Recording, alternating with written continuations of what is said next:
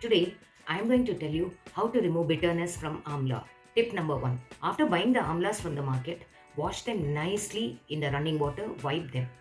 Make small depressions on the surface of the amla using the fork. Now, keep a bowl in the gas stove, add some water and bring it to boil. When the water is hot, put all the amlas inside the hot water. Leave it like that for about 15 to 20 minutes. After some time, you will observe you have to drain off the water and nicely wipe the amlas.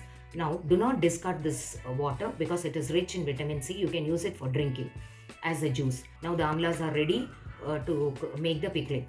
This you will find the bitterness is reduced. Tip number 2, keep some water in the gas stove. Add 1 or 2 small pieces of alum into it. Now, after washing the amlas and making depressions, put the amlas inside the hot water. Now leave it like this for about 15 to 20 minutes. After some time, you will find that the alum is completely dissolved. Now remove the amlas from the hot water. All the bitterness would have been removed by this alum water.